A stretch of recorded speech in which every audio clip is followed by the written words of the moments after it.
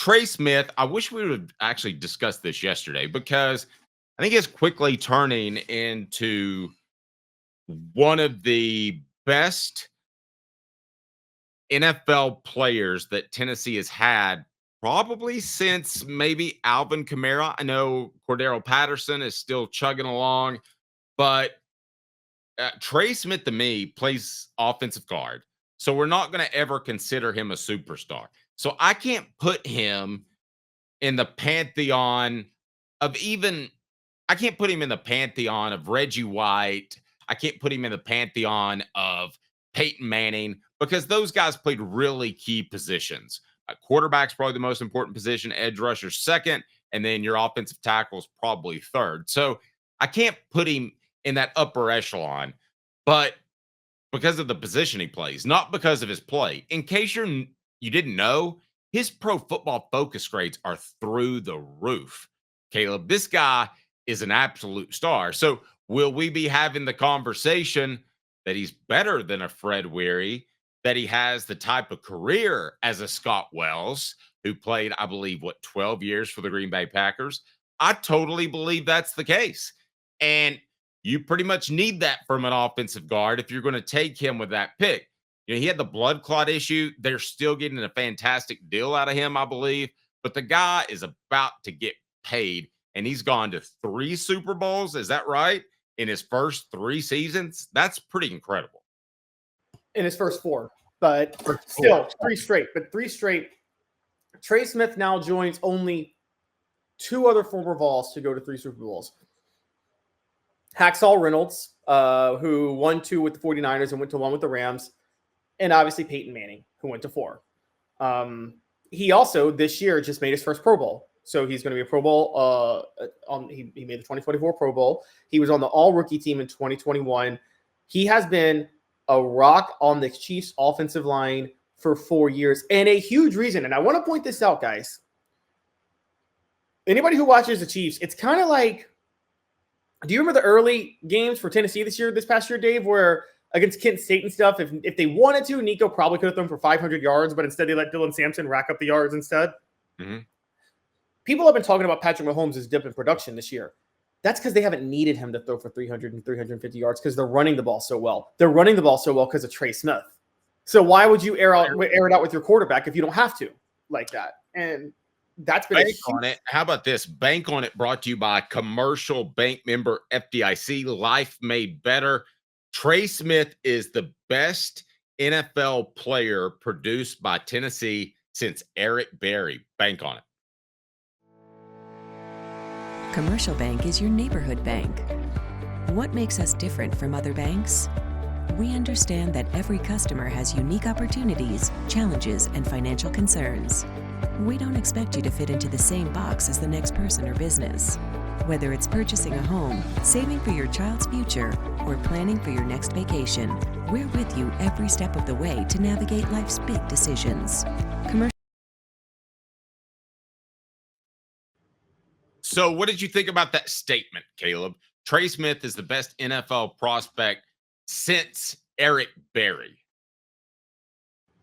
Man, that's bold. I mean, because you got Alvin Kamara, you said Cordero Patterson, Byron Young is balling now. But given that Jawan James had a very good tenure in the NFL, but as I'm thinking out loud to myself, I think he will end up having the best NFL career since Eric Berry, if anybody since Eric Berry. I think Trey Smith is going to be a 15-year starter in the league, and I think he's going to make multiple Pro Bowls. I mean, unless, provided his blood clots don't catch up to him, Trey Smith is one, and he's an amazing locker room guy. I mean, I'm sure you've heard Cooper Mays, the way he talks about Trey Smith. I mean, he just loves the guy. And, yeah, thinking about it out loud, I'm with you. He's going to be the best since Eric Berry. I mean, We've seen awesome glimpses, haven't we, from Cordero Patterson and Juwan Jennings, but neither ever ascended to be the number 1 receiver on their team. Alvin Kamara certainly deserves mention, but just by the nature of the running back position and taking a beating, you're lucky to have 5 good years, which is basically what he had, and then he's kind of slipped. He had the off-field issue too. But I'm curious if you can come up with anybody else. Again, represented by Banks & Jones, Tennessee's trial attorney, banksandjones.com, as we broadcast live from the Ted Russell Ford Lincoln Studios, the largest Ford and Lincoln volume dealer in East Tennessee. That means incredible prices, selection. They perfected the buying process. Ted Russell Ford Lincoln. Hey Ted, it's time to save some cash during New Year's Dash. Savings is my prime directive. Let's see what you got, Nick. Right now, you can save up to $10,000 on new Ford F-150s. Beat that, Ted. Most impressive, but how about 0% for 72 months on Ford Lightning or Ford Mustang Mach-E? Ted Russell Ford has huge savings on whatever you're looking for. This checks out. Come see us today at either Ted Russell Ford location, Parkside Drive, or Kingston Pike, or online. Okay, Derek, here's a good one. He says Derek Barnett is close. I can roll with that. Chad Clifton was fantastic, but if we're talking about just the guys that have come through the decade of dysfunction, then Trey Smith to me is Barnett's close. You know, Derek might have changed my opinion with Barnett because that is an edge rusher. So I guess I would take a B edge rusher over an A offensive guard as far as the impact on the team.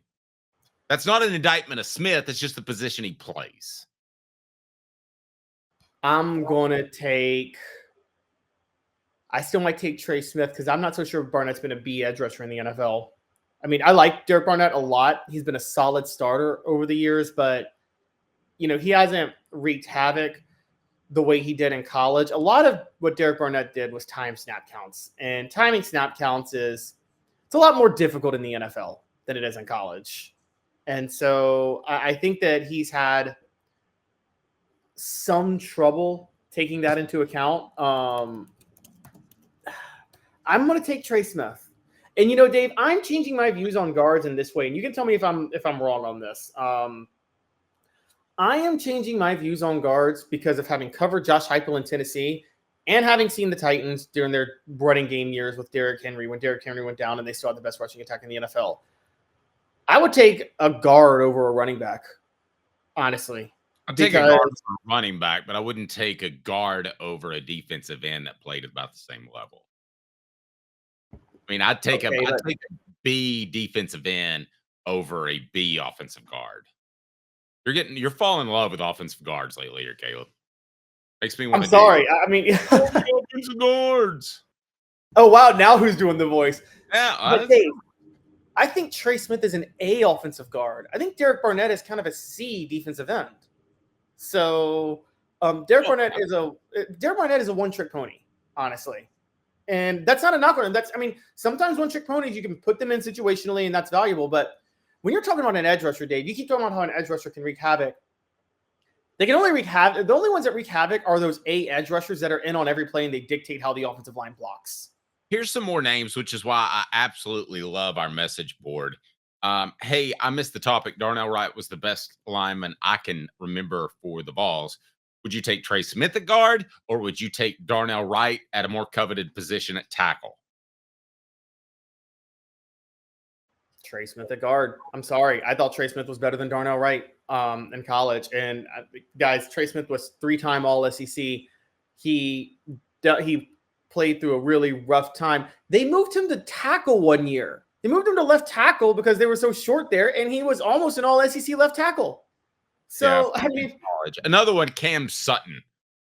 We need to mention that. I mean, that is a cornerback, the more coveted position. Solid cornerback, but I don't think he's ever been anything that special. I'm glad he's had a decent NFL career. Cam Sutton was hurt his last year at Tennessee, and honestly, they got worse when he came back because he was so banged up. So, Cam Sutton's in the Jalen Reeves-Maben category. They've had solid careers. You're happy they've had solid careers. They've definitely made enough money they should have made enough money to never, struggle because they've been NFL players for 7-8 years. But with Trey Smith, we're not talking about a 7-8 year guy. You're talking about a Pro Bowler. Going back to, how about this? Let's you brought up Scott Wells, interior lineman. Scott Wells or Dan Williams? Who you taking? Dan Williams had a solid NFL career, but Scott Williams was a Pro Bowl center who led the Packers to the Super Bowl. That's not close. I would definitely take Scott Wells. Where are Exactly. you coming up with it? How are you comparing those two names? Well, because Dan Williams plays defensive tackle, and you can maybe make the case that a defensive tackle is more valuable than an interior offensive lineman. But I'm gonna give Cam a shout out because he stopped after a game one time and had a picture made with my son who was about 12. So it was the Cam and Tram pick. I've still got it. So I'm gonna give Cam a shout out, and I'll just go with that for personal reasons.